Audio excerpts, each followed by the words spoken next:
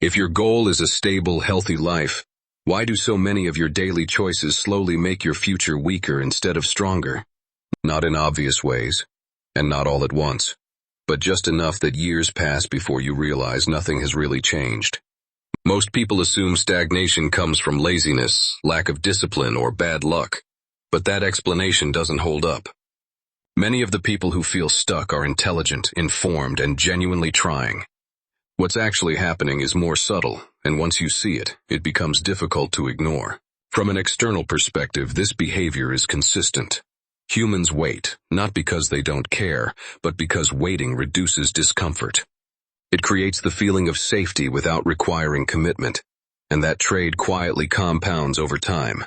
Instead of acting under uncertainty, people wait for conditions to improve, believing that clarity, motivation, confidence, time, and money must align before progress can begin. The assumption is that once life feels stable enough, action will feel obvious and safe. In reality, stability is usually created after action, not before it. This isn't a character flaw, it's a nervous system strategy. When pressure rises, the brain looks for relief, and waiting offers relief without risk, while action introduces friction and responsibility. From the inside, delay feels reasonable. From the outside, it looks like time slowly leaking away. Now consider a different response under the same pressure. Two people feel the same resistance and uncertainty. One waits for readiness to arrive, while the other moves despite not feeling ready, choosing actions small enough to survive uncertainty without collapsing. In the first few weeks, the difference between them is almost invisible. Neither feels confident, neither feels certain. But one begins collecting feedback from reality, while the other continues rehearsing possible futures in their head. Over time, one stays oriented toward motion, while the other resets to the same starting point again and again. By 6 months, the gap becomes clearer. The person who acted has adjusted their approach multiple times, learned what doesn't work, and built a small amount of reliability into their routine. The person who waited still feels capable, still feels thoughtful, but remains dependent on conditions changing before progress can resume.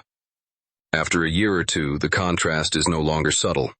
One person has fewer emotional spikes, fewer decision resets, and a calmer relationship with uncertainty. The other feels frustrated, not because they lack potential, but because nothing ever seems to fully start. Many people wait to be saved by motivation, telling themselves they'll begin once they feel ready. The problem is that readiness is not a requirement for action, it's a result of it. Motivation follows movement, not the other way around, and waiting for it keeps progress permanently out of reach. Others wait to be saved by information, researching and planning until preparation feels productive enough to replace action. Over time, analysis becomes a substitute for agency, protecting self-image while progress stalls.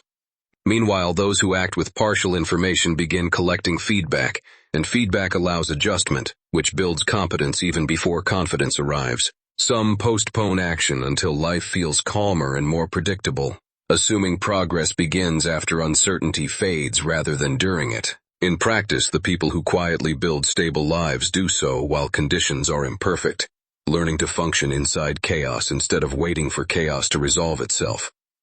If this pattern feels familiar, that's because it's common. And common patterns tend to produce common outcomes. Waiting rarely feels dangerous in the moment, which is why it works. It preserves emotional comfort today while transferring cost to the future, where skills fail to compound, health stagnates, finances drift, and relationships slowly weaken. The bill doesn't arrive suddenly. It arrives quietly, disguised as frustration, fatigue, and the sense that time is slipping away faster than expected. From an external perspective, this would be similar to standing near an exit while telling yourself you'll leave once the room becomes more comfortable. Conditions never improve, the exit remains unused, and the environment slowly degrades while the strategy stays the same. At this point, many people object internally.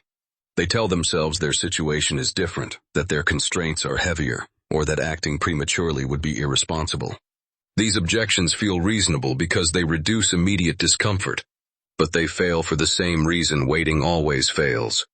They postpone contact with reality, which is the only place feedback exists. Contrast that with people who act without guarantees. They don't feel better immediately, and they don't feel certain, What changes first is not emotion, but behavior. Over time, repeated exposure to uncertainty builds familiarity, and familiarity reduces hesitation without eliminating fear. This is why people who act early often appear calm later. Not because they avoided risk, but because they practiced functioning inside it. What once felt overwhelming becomes manageable, not easy, but familiar enough to navigate without panic. This also explains why unearned outcomes collapse so often. Sudden money, quick success, or external validation without an internal system rarely lasts. When pressure increases and conditions change, there's nothing in place to stabilize the result, and waiting quietly returns as the default response. Some people, after recognizing this pattern, want more than awareness. They want structure, a way to apply direction without relying on motivation or emotional control, and that implementation exists separately as a written system for those who want it. You'll find it linked in the description and pinned comment if you want to go deeper. It isn't required to understand the pattern, but it helps translate recognition into consistency. The reframe is simple but uncomfortable. You are not waiting because you are incapable. You are waiting because waiting reduces immediate discomfort, while action increases it, and humans are naturally drawn toward relief. I don't experience hesitation. I observe what reliably creates it. In nearly every case, hesitation isn't caused by lack of knowledge, but by avoiding responsibility under uncertainty. No one is coming to save you from that trade. But the moment you stop waiting, something subtle changes internally. Direction replaces hope, days begin to stack instead of reset, and progress becomes measurable instead of imagined. End of transmission.